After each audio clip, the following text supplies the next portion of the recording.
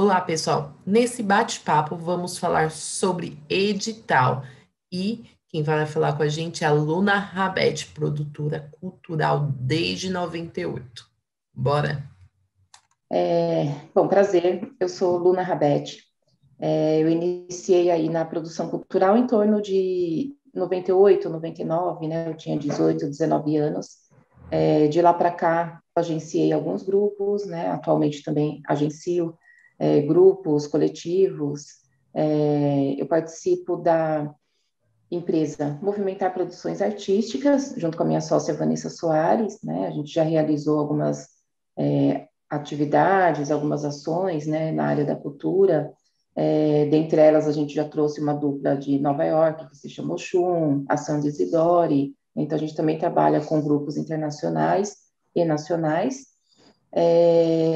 Também presto serviços para uma empresa que se chama Crush Assessoria, né, com a Neri Bento, com a Cristina Dias, e participo de um coletivo na qual eu estou presidente, que é a Frente Nacional de Mulheres no Hip Hop, que é um coletivo que está presente aí em 17 estados, e nele a gente organiza fóruns, né, nacionais, fóruns federais, estaduais, dentre outras atividades de formação, oficinas, workshops, né, e é um coletivo social, né, e que sempre está aí participando de alguns editais. E também participo do Instituto Coletivo Esperança Garcia, que é um coletivo que atua especificamente num território que se chama Quilombo da Parada, que fica em Uhum. Taipas, né, zona oeste de São Paulo. Então, seriam esses coletivos que eu participo e as empresas que eu participo enquanto produtora cultural. Normalmente eu ofereço alguns cursos, né, principalmente agora que entraram vários editais por conta da pandemia, né, então muita gente tem procurado aí para, tanto no particular, me contratam no particular, quanto também em grupos, né, atualmente estou dando oficinas de escrita de editais na Fábrica de Cultura Jardim São Luís, e é isso, um pouquinho da minha história.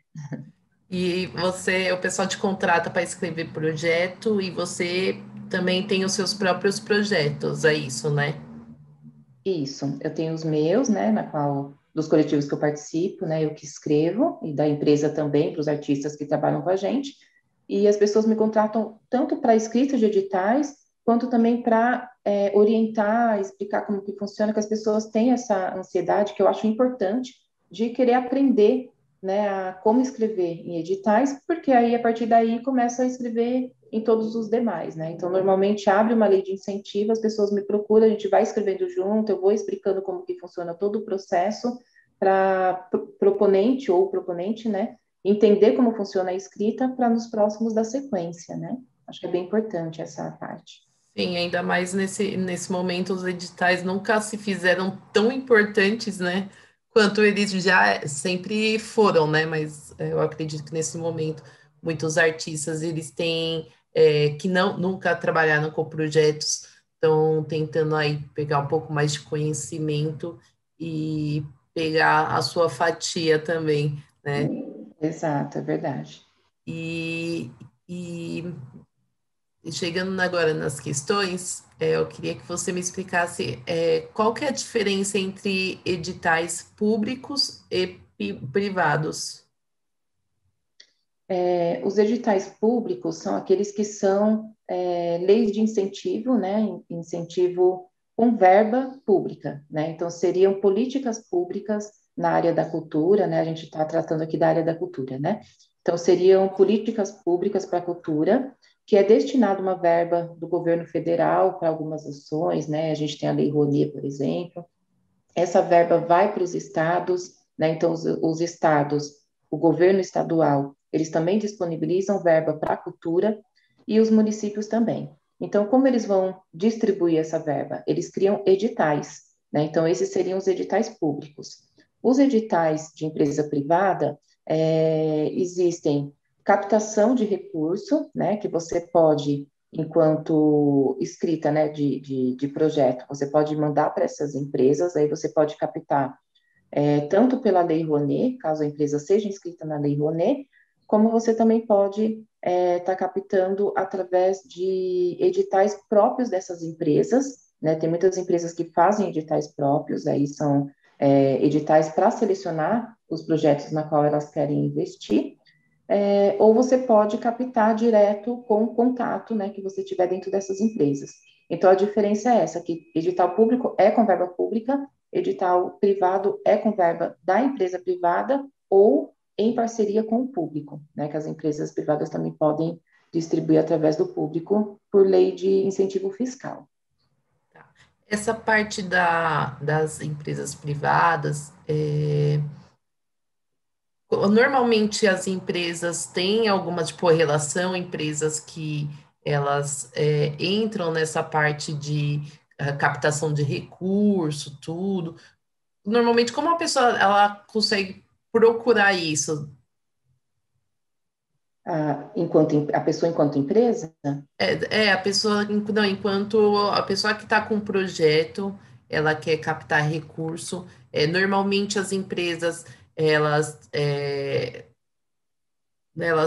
normalmente tem algo que fala sobre isso, elas abrem editais, é só você procurar empresa grandes para poder entender. Normalmente, como que as pessoas conseguem, captar recursos através de empresas? Certo. Então, as empresas, elas podem é, se cadastrar, né, na Lei Rouanet, por exemplo, né? Então, assim, o que que seria a Lei Rouanet? Ela é uma lei de incentivo fiscal, que é federal, né? E Uhum. aí ela possibilita que tanto pessoa jurídica, que seriam empresas, né? Então, que também pode ser, as empresas elas podem se cadastrar na Lei Rouanet, e aí elas têm aí em torno de 4%, né, que elas podem da taxa de imposto de renda, elas podem doar para esse incentivo, né, esse incentivo cultural para esses projetos. E que também é importante falar que cidadãos comuns, né, pessoa física, também pode entrar na Lei Rouanet, dando aí esse incentivo fiscal aí de em torno de 6%, tá? Então, são as duas formas de você contribuir com a Lei Rouanet, para você contribuir com os projetos. E aí eu, no outro lado, enquanto escritora de projetos, né, enquanto querendo passar o meu projeto, eu posso me cadastrar na Lei Rouanet, né? Aí você vai mandar os seus documentos no sistema Salic, tá? Você vai escrever sua proposta, você vai mandar os seus documentos, vai preencher todo um formulário. Se você for aprovado, né? E não é tão difícil, eu sempre incentivo as pessoas a tentarem, tá? Se você for aprovado, tudo certinho, a sua proposta vai virar um projeto e aí você vai estar apto a fazer essa captação de recursos. O que é estar apto a fazer captação de recursos? É você ter uma carta do governo dizendo, olha, essa pessoa está ok, o projeto dela está ok, documentação dela está ok. Atenção, empresas que estão cadastradas na Lei Rouanet podem oferecer o imposto, né, que vocês pagariam, essa porcentagem, para esse projeto, para essa pessoa, porque está tudo certinho, né? Então, para você captar recursos de empresas, é importante você se cadastrar na Lei Rouanet, fazer todo esse processo, e aí você vai com a carta de captação em busca dessas empresas. Quando você se cadastra, você também já vê todas as empresas que estão cadastradas lá. Esse é um jeito. O segundo jeito é você se atentar às aberturas de editais de empresas privadas, né? Então, por exemplo, a Natura abre, a, os bancos abrem, Banco do Brasil abre, Banco Itaú abre, né? Então, se você vê várias empresas, elas abrem editais próprios, né? Então, elas lançam lá o edital, você vê toda a documentação que precisa, se o seu projeto se enquadra, né, na proposta, e participa do edital, faz a inscrição no edital, né? Então, seriam essas duas maneiras. Ou a maneira que a gente fala que é a maneira mais antiga, né? Que é você elaborar o seu projeto bonitinho, se apresentar na empresa, no setor de comunicação, no setor de eventos, né, ver o setor certinho da empresa e fazer a proposta, apresentar a proposta, porque muitas empresas às vezes não são cadastradas na Lei Rouanet, mas querem estar apoiando algum projeto porque o projeto é marketing para a empresa, né? Enfim, tem todo um trabalho social. Então também tem essa terceira maneira, que é você apresentando a sua proposta para as empresas para captação de recursos. E tem nessa parte da Lei Rouanet, tem algum período que as empresas procuram projetos para entrarem como patrocínio? Normalmente, o ideal é você sempre se organizar de um ano para o outro, né? Você não consegue de imediato já, olha, vou captar esse recurso agora então o ideal é você se planejar, porque a maioria das empresas, principalmente as grandes empresas, elas fazem o planejamento anual. Então, assim, elas já prevêem tudo que vai gastar no ano seguinte, então esse ano elas já se organizam para o ano seguinte. Mesma coisa o governo, tá? O governo também faz isso. Então, o ano que vem vai ter a Lei Aldir Blanc, né? Então, eles já organizam, vê quanto que vai ter que, né, guardar e tudo mais para o ano seguinte. Então, o ideal é sempre você organizar para o ano seguinte. Mesma coisa com os editais. Quando você participa de um edital agora, né, você só vai executar o seu projeto no ano seguinte. A gente tem uma aspas, né, por conta da pandemia, que a maioria dos editais abriram agora no começo do ano, já para você executar tudo nesse ano, porque a verba ela estava aí congelada, né, enfim, passou por vários processos.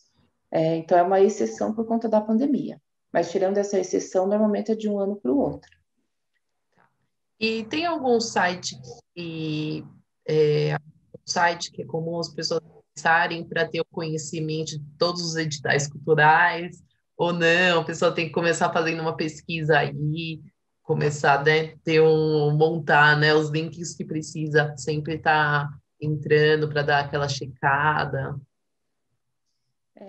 Seria um sonho, né, ter todos os editais no único lugar, né? Mas tem algumas pessoas que fazem essa busca de editais e colocam nos seus sites.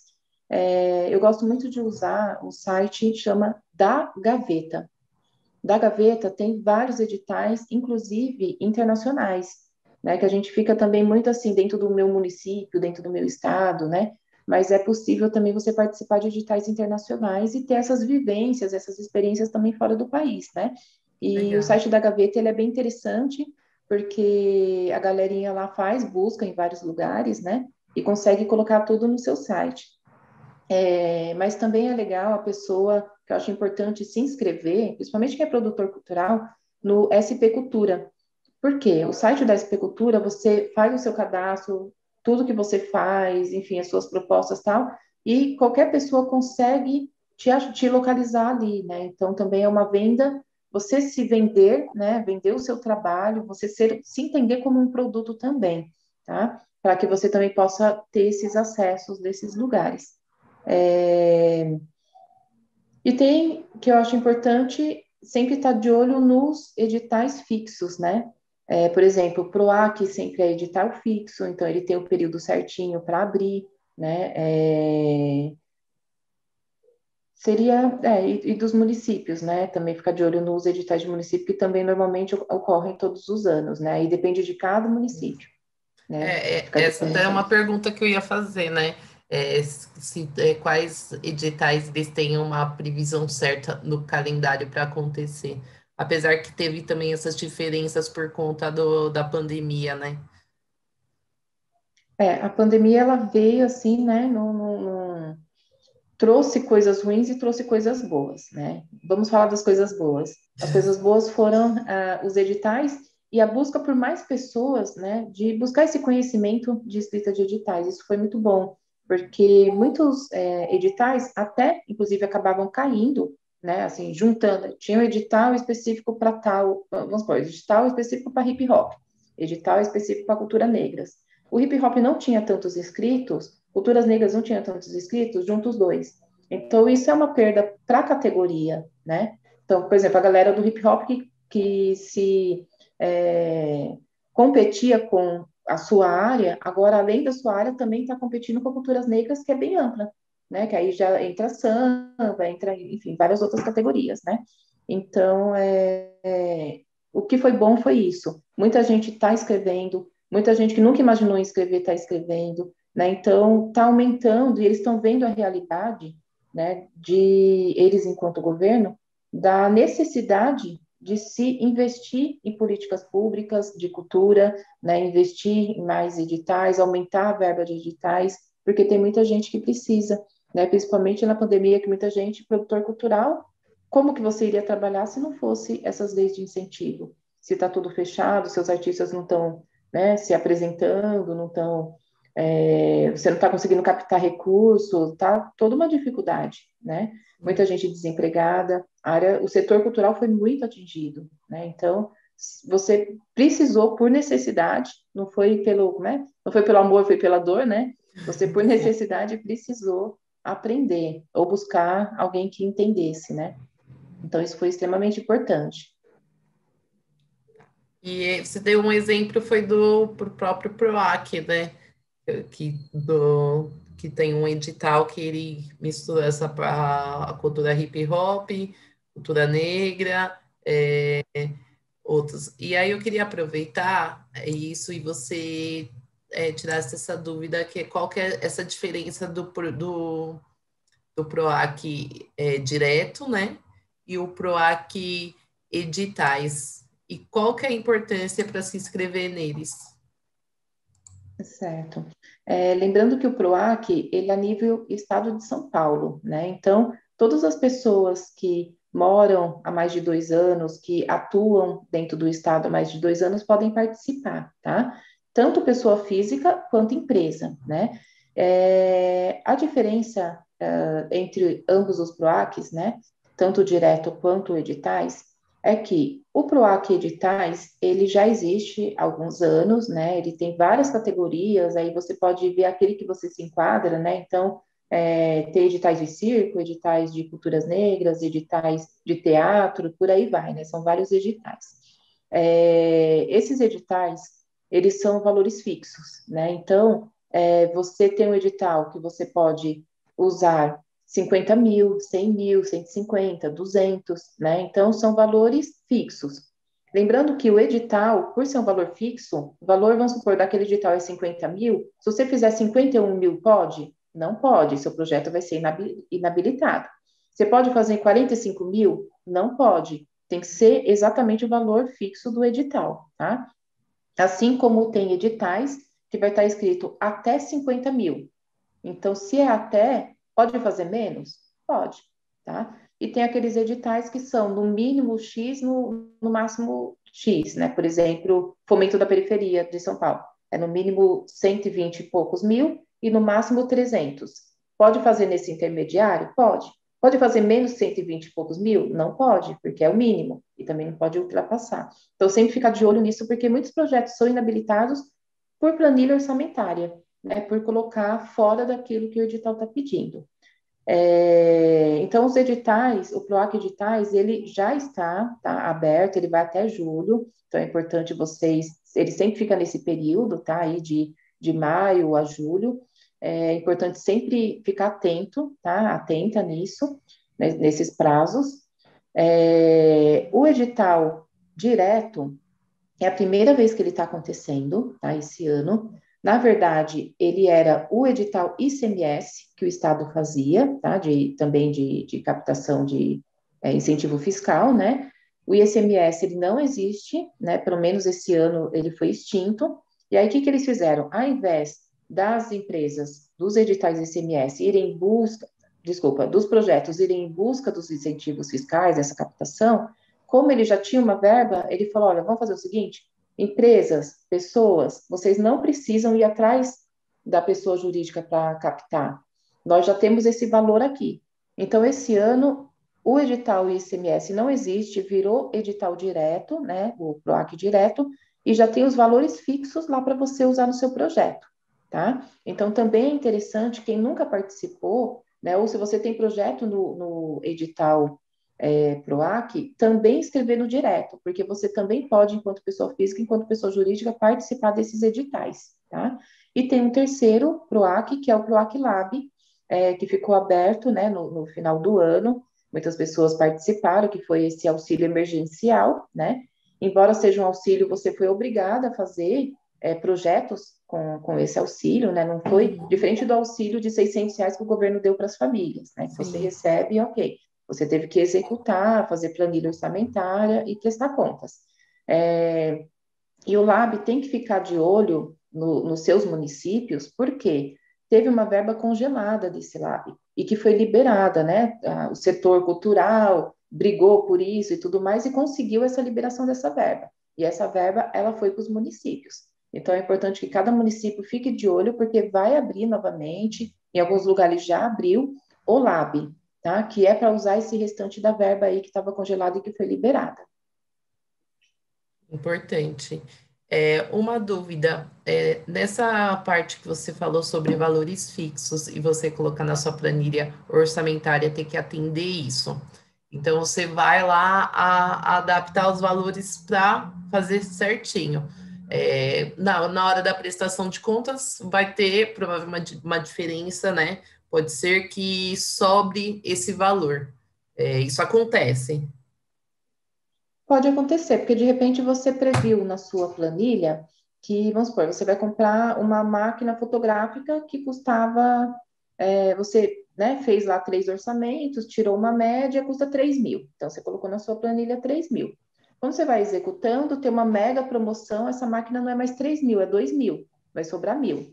O que eu sempre oriento? É tão difícil a gente conseguir passar projeto e captar recurso que é muito triste você ter que devolver esses 1.000, né? Porque se sobra no projeto e você vai finalizar, você tem que devolver para quem investiu, porque você não usou, né? Então, se for empresa privada, você vai devolver. Se for órgão público, eles vão emitir um boleto para você devolver para os cofres públicos o que sobrou, tá? O que você pode fazer antes do término, né, do projeto, conversar, sempre documentado, sempre por e-mail, tá? Sempre documentar, e avisar, olha, sobrou R$ 1.000, porque a câmera era 3, ficou 2, paguei 2. R$ 1.000. Gostaria de usar esse R$ 1.000 em. Aí você prevê aonde você pode usar. Se você está fazendo oficinas, quero fazer mais 2 oficinas, mais uma oficina, depende do valor que você está pagando. Quero comprar, comprei a câmera, quero comprar o tripé. Então, você solicitar com antecedência, não vai usar essa verba, já comprar e depois comunicar. Não pode. Uhum. Você tem que solicitar com antecedência, esperar o ok do governo ou da empresa privada, deu ok, você pega esses 1.000, vai lá e compra, tá? Normalmente, as empresas ou o governo sempre autoriza, mas você Uhum. precisa avisar antes. Então, o ideal é não devolver, porque é difícil, né? A gente Sim. conseguir, aí vai devolver, e sempre tem outras demandas que você vai usar esse dinheiro, que dá para você usar o dinheiro, né? Demanda é o que não falta. Essa, essa comunicação, então, sempre ela tá aberta e é tranquila, né? É tranquilo. No governo tem até planilha, modelinho para você solicitar remanejamento de verba. Tem até um modelinho já próprio para isso, tá? Porque isso é muito comum acontecer, tá? Tá. E como que você faz para. Eu sei que por você ter bastante tempo de experiência, às vezes fica mais fácil a dar o valor. Mas como que a pessoa pesquisa o valor justo que ela vai colocar para pagar ela, para pagar as pessoas envolvidas no projeto, a ficha técnica? Tem algum caminho assim que faz um levantamento base de trabalho das pessoas? Essa é uma pergunta bem assim comum, que as pessoas sempre ficam preocupadas, né? Ah, eu estou colocando muito, menos, né? Antigamente tinha uma tabela da FGV que todo mundo usava como base, essa tabela não existe mais. Atualmente, quem está inscrito no sistema Salic, né, você consegue ir lá e colocando as funções e os valores, e no próprio site já fala, né, se está acima, se está na média, ou quanto que é a média. Mas suponhamos que você não tem esse acesso, né? Você está escrevendo seu projeto agora, é a primeira vez, ou as primeiras vezes, você não tem esse parâmetro. O que eu costumo fazer, dar de orientação, que você veja em editais que são específicos. Então, por exemplo, no seu município, tem edital de oficineiro, tem edital, normalmente paga por hora, né? E você soma as horas lá para você ter um parâmetro. Lembrando que tem município que paga, vamos por R$ 20 a hora, né? E aí você vai fazer 2 horas, pô, mas eu vou pagar para o oficineiro R$ 40? É pouquíssimo, né? Sim. Então, o ideal é você tentar ver o que é justo, porque se o seu projeto é um projeto, sei lá, de 20 mil, de 50 mil, né? Normalmente, existe uma base que a gente coloca, né, de gasto. Né? Então, assim, pô, essa pessoa vai contribuir com o conhecimento dela, com o tempo dela, né? Então, você tentar fazer um valor justo. Não tem, o que eu quero dizer com isso? Que não tem um lugar que fale, olha, é X. Não tem essa tabelinha. Quanto que eu vou pagar para o fotógrafo, para filmagem e tal? Isso ainda não tem, tá? Você vai precisar conversar com um coleguinha para ver, vai precisar ver em editais anteriores quanto que as pessoas colocaram nas suas planilhas, né? Eu participo de um grupo de produtores culturais, então a gente sempre vai se falando lá, meu, quanto vocês estão, qual que tá a média que vocês estão colocando no projeto de vocês e tal, para a gente poder se falar. Como eu escrevo o projeto todo ano, então eu sempre uso como base todo ano. Na capital é mais fácil de São Paulo, porque a gente tem editais específicos. Então, por exemplo, o SESC, ele faz contratação para palestra e paga aí 600, R$ 700. O mês do hip hop paga para oficineiro R$ 1.200. Então, eu uso isso como parâmetro em qualquer outra oficina, R$ 1.200. Porque aí, por que R$ 1.200? Porque o mês do hip hop paga esse valor para o oficineiro. Então, eu entendo que todos os oficineiros vão pagar isso, né? Então, é buscar outros parâmetros para você ter argumento. Aí precisa ver dentro do seu município se tem esses editais. Se não tem no município, tenta ver no estado, no município vizinho, né? Ou conversar nos grupos. Tá, perfeito.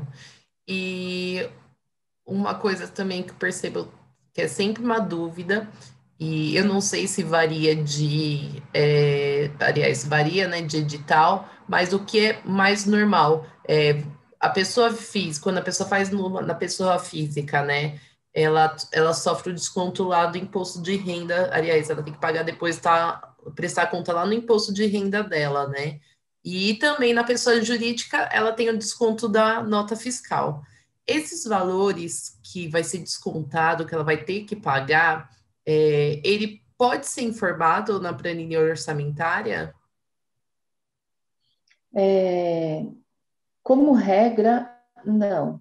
Porque o que que entende-se? Vamos supor, você tem o seu valor lá, então entende-se que no seu valor já está tudo que você vai gastar, já está a sua mão de obra, já está as taxas, né? Então, eles entendem que já está embutido ali. Você não pode abrir na sua planilha orçamentária um campo taxas, né? Isso não pode fazer, tá dentro do seu projeto. Então, você tem que prever, por exemplo, estou me inscrevendo enquanto pessoa física, né? Eu vou ter um custo aí de 27, em torno de 27,5, porque isso pode mudar, né? Mas hoje em dia está em torno de 27,5 de imposto. Então, você prevê aonde você vai jogar esses 27,5. Ele tem que estar embutido dentro dos valores, tá? Você não pode abrir uma linha e colocar imposto de pessoa física, entendeu? 27,5, não pode, tá? Igual pessoa jurídica também, você já tem que prever dentro do valor que vai ficar para você lá, esse valor, essa taxa, tá? E é importantíssimo entrar e você contar com isso, porque senão você conta que vai ter um dinheiro, e aí chega no final do ano, faz imposto de renda, e aí você tem que E, pagar aquele valor absurdo que você não estava contando. Isso sim. aconteceu muito agora na Lei Aldir Blanc, né? Que pegou muita gente de surpresa, que eram as primeiras vezes que estavam se inscrevendo e tudo mais, e ficou nas entrelinhas, né? Assim, pequenininho, não foi uma coisa que foi avisado dentro dos editais e tudo mais que teria essas taxas, né? Então pegou muita gente de surpresa. Mas é importante prever e colocar dentro do projeto de forma que não apareça, não pode abrir essa linha, tá? Tá. E tem um valor certo para a pessoa física de desconto? 27,5, Vinte e sete e que meio. é a taxa isso, que é a taxa de RPA, né? Tá. É, um mesmo projeto, ele pode receber verba do estado e do município? Pode. Porém, você não pode colocar no seu município a compra de uma câmera fotográfica, aí você vai ter uma nota, né, que você vai ter que apresentar para o seu projeto do município. E no seu do estado, você também colocar a câmera, compra da câmera, e usar a mesma nota, né? Porque isso aí você está enganando, né? Você só comprou uma vez. Mas você pode executar o seu projeto com verba do município e do estado, o mesmo projeto, desde que sejam para coisas diferentes, né? Você não vai fazer o mesmo pagamento, né? Pagamento duplo para, enfim, para usar as duas verbas, né? Mas pode, tá? Mesmo porque são verbas que vêm de diferentes locais. Ah, entendi. O mesmo projeto também, no caso do o PROAC direto e o PROAC editais também pode ser o mesmo projeto, você pode colocar nos dois, ou nesse caso não tem que ser diferente? Então, você pode inscrever em todos os editais que estão abertos do PROAC, tá? Né? Desde que você se enquadre ali, né, do que tá pedindo, né? Desde que seu projeto tenha a ver lá com a linha, né? E aí você pode escrever, mas assim, não pode ser exatamente igual. Tem que ter essa diferença, que é como eu te falei, né? Se vai vir uma verba para o mesmo item, não pode. Cai na mesma situação do município e estado, né? Então, assim, você pode escrever, vamos supor, você faz um festival, né? O seu festival, Festival um, né? O nome do festival, estou inventando aqui. Festival um. E aí você manda para o PROAC Editais. Você pode mandar o Festival um para o direto? Pode, desde que sejam contratações de pessoas diferentes, quem vai participar, a verba, sabe? Você destinar coisas diferentes, entendeu? Pode ser o Ah, mesmo nome do projeto, a mesma ideia do projeto, mas os fins têm que ser diferentes. tá. E, e um projeto já realizado num outro ano, ele já passou, pode repetir esse mesmo projeto? Isso acontece? Pode sim, desde que você tenha finalizado ele, porque você tem que prestar contas, finalizar, tá tudo ok, você pode participar novamente. O que está acontecendo esse ano é que por conta da paralisação do ano passado, então assim, ainda tem projetos do ano passado, inclusive de 2019 também, que não foram finalizados por conta da pandemia, que fechou tudo e foram proibidos de participar ou de continuar e estão continuando agora. Então, esse ano, especificamente, eles ainda estão autorizando, caso você ainda não tenha fechado o projeto, você participar do edital, tá? Com outro projeto, que você não finalizou Hum. esse. Mas isso é só por conta desse ano mesmo, tá? Mas, em regra, você tem que finalizar, prestar contas, mostrar que está tudo ok para poder participar de novo. Isso funciona independente se é município, estadual? Sim, independente. Porque você tem que provar que você executou todo o projeto, que você teve essa capacidade de encerrar ele, né? Que a sua prestação de contas está certinha, porque você vai apresentar nota fiscal, vai apresentar tudo certinho e que você encerrou. Porque se você ainda está com o projeto aberto, você ainda não demonstrou que você vai finalizar ele, que está tudo certinho. Então, você não pode participar de um próximo edital. Tem que finalizar mesmo.